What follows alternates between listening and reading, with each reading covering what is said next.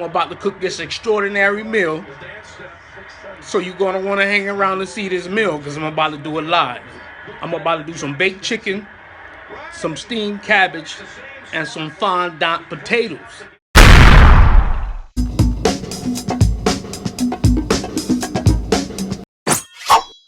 But check it out.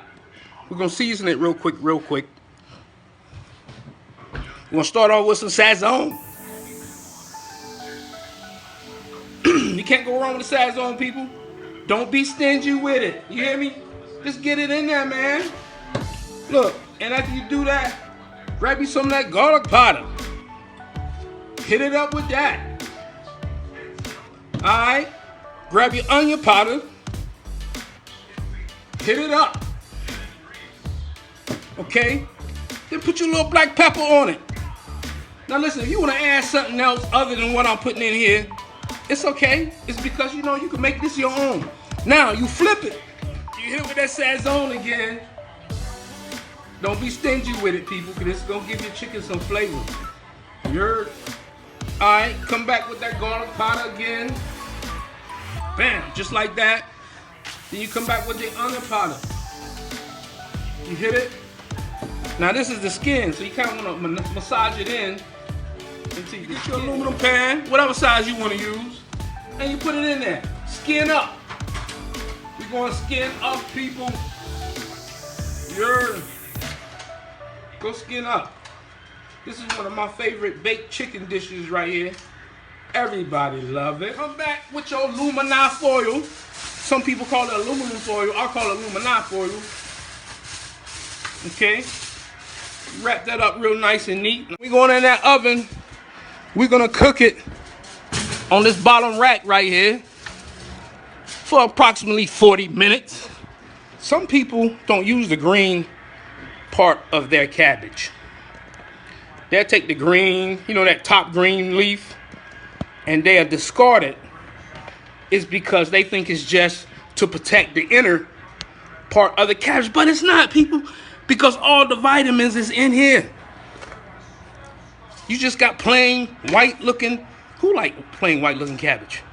You don't throw this green on. Don't throw the green leaf away. Let me show you how you do it. Fold it up like that. Nice little ball. This is where all your vitamins and minerals is right here. And you add that. You add this into your cabbage. We're doing steamed cabbage, people. You see that? Put that in there. And look how that look. Now see how much color they gave that? Look. That's real good cabbage right there. This is why, you know what I'm saying? This gonna make your cabbage second to none. I mean, this is smoked turkey tails. We don't use the pork. Try to get away from it this year if you can. It's because it's not healthy. It's not good for you. Boil your smoked turkey tails at least an hour before you start this cabbage. And I'm gonna show you why. Okay. Take your cabbage. Get you a nice size pot. Depends on, you know, how large your family is. You want to turn that thing on high at first. And you take some of this here turkey broth and you pour it in there. Just cover the bottom up because we steaming this cabbage. We not cooking it. We steaming it. Cabbage makes its own water. So you don't need a whole lot of this. But you put that smoked turkey tail in there. Then you go in with your cabbage.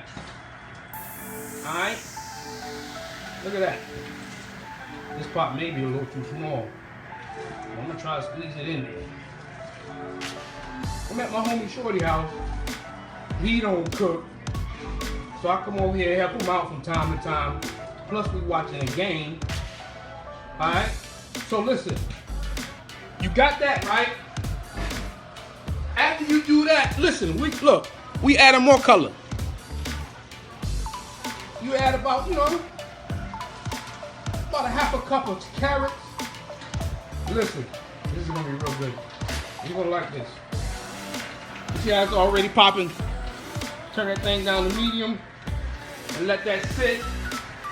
This is a half an onion, half a small onion, and a half a small bell pepper, green bell pepper. You put that in there too. Look at that. It's a steamed cabbage, people. Steamed cabbage with smoked turkey tails. Real healthy. You take one of these bouillon cubes. This is a chicken bouillon cube. You hear me? Bam. You put that right there. This is about 2 tablespoons of butter. Wham. Right there. Alright? You ain't gotta do nothing else to it. You find you a lid. You place your lid up there. And it's gonna start shrinking. And everything gonna marinate or marry in together. And then you'll get a chance to stir it around. You take some Idaho potatoes or rustic potatoes. You peel them. You cut them into these cylinder cuts. Sort of like that. And you make them about, what, it's about 2.5 inches, maybe 3 inches. Make sure they cylinder, look like a cylinder. So you got them in the cold water, right? And you cut them into cylinders, just like that. You see? Just like that. They pretty much about the same size. You know what I'm saying? This one looks a little odd. We ain't gonna use that one. All right, now, drain that real good. All right, large skillet. I got like 2 tablespoons of vegetable oil in there, right? You're gonna turn this on medium high, and you're gonna start to see this, start to bubble potatoes, and you wanna try to dry some of that moisture off of it. Cause you know, this is hot grease, people. You understand what I'm saying? And you know, grease, I mean, water and oil don't mix. You take those fondant potatoes, and you sit them in that oil. You see what I'm saying? Already popping. But look, you just get it in there like that. If you need to turn it down, turn it down. I'm kind of used to all this popping and carrying on, so I'm gonna go ahead and go with it. But for y'all intermediate or beginner cookers, you may want to turn it down a little bit. But listen, get that in there, and you know, you place them where you want to place them. This is fondant potatoes, people. This is like, I think this is a German recipe that I acquired off the internet. I made them for family, and they love them so much, so I want to share them with y'all. Alright. Now, after that, you hit that joker with some pepper, man. And hit it with a little bit of pepper. I'm just gonna add a little salt to it, because that's gonna give it a nice crust. Because this is going in the oven, people. You know what I'm saying? We putting this in the oven. Yeah, move them jokers around, man. So you want to get a nice outside crust on these fondant potatoes. You're gonna flip that over. Look at that. See that crust up there?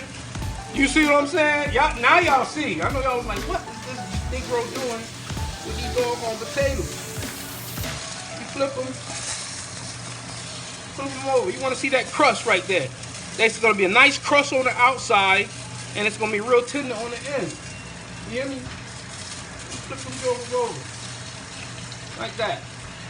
What makes them so appetizing is because of the shape and what you do to them. You know what I'm saying? There we go. Look at that. Look how pretty that looks. Now you let the other side do the same thing. You want the other side to get brown like that. Some people like theirs looking more on the dark side. Some people like them, you know, more on the golden brown side. But it's up to you and, you know, your taste on how you want to do it. You know butter. You see that? Add that butter in there. I know you like, man, what is this Negro doing right here? People, trust me. Don't ask questions. Just do it. Go ahead and add your butter to that vegetable oil. In here with these fondant potatoes. And you talking about some good eating? I'm telling you. Add some more pepper to it. Generously. And you add a little more salt. Now the butter got salt, so you don't want to over salt it, people. But you want to make sure you got some flavor going on in there. But I'm going to let you see the other side. See that? Both sides are golden brown. It's already set at 350. You see that joker smoking? And check this. Butter starting to melt. You see that steam? A little bit of steam coming out now. They just about ready to start stirring up. We ain't gonna bother them right now. It's because they steaming. We in here watching the game. The Bengals and KC cooking a nice little dinner that we're gonna eat while we watch the rest of this game. 1-1.